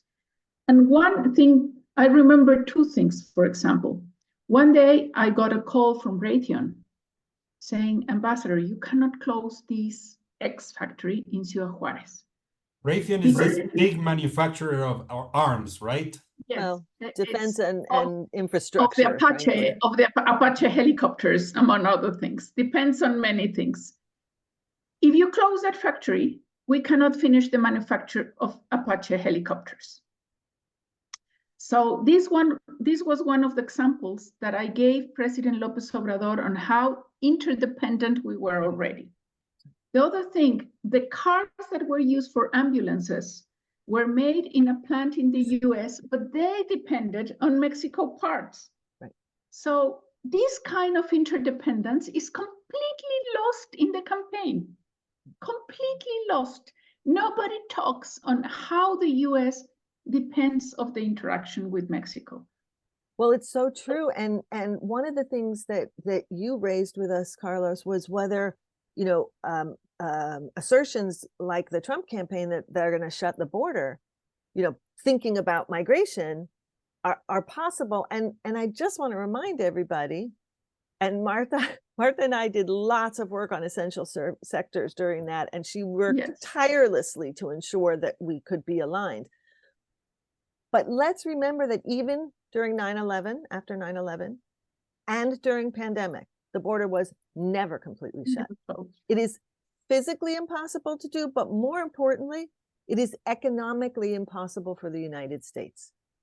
We would be devastated economically within days to 2 weeks. So it may make a soundbite, but it's never going to happen. And I regret that it makes a soundbite. Unfortunately, we're going to have to wrap up. We have 2 minutes for closing remarks, which will be made by Isabel Migoya at Arizona State University. I just want to convey the appreciation of CIDE to our co-hosts, the Office of the President of the University, Dr. Michael Crow, to the Arizona State University Convergence Lab, to the Cronkite School of Journalism, and please, Isabel, you have the floor for closing remarks. Thanks, everyone. Thank you. I don't know, Ambassador Jacobson, do you want to say something? No, okay. Okay, well, thank you so much. We have covered a lot of ground, from the perception about the immigration crisis in the US to this new and different interpretation of the Mexico's geographic area and the intermestic nature of the US-Mexico relations. I would like to highlight two ideas, and I'll let you go. I'll be very quick. The first one that Ambassador Jacobson mentioned about the urgent need of legal migration expansions that really meet the need of the migration flows in the hemisphere. And the second one, what Ambassador Bárcena mentioned about the erosion and constant attacks to democratic institutions in both countries that provide certainty and help build trust between our two nations, and the dangers of solving the differences outside the institutional channels or the lanes. But hopefully this conversation will pave the way to a more substantial and insightful discussions in the near future. And we can see a change of narrative about the bilateral relationship in general and the US-Mexico border in particular. And before I let you go, I just want to thank again our wonderful panelists, Professor Robert Shapiro, Professor Andrés Martínez, Ambassador Marta Bárcena, Ambassador Roberta Jacobson, and a special thanks to Dr. Carlos Heredia and Dr. Narayani La Sala Blanco and the CIDE for inviting us today. And we look forward to welcome you soon in the next webinar. Hasta pronto. Hasta pronto. Hasta Muchas pronto y gracias. gracias. Hasta pronto. Gracias. Fantastic. Thank you. Bye-bye.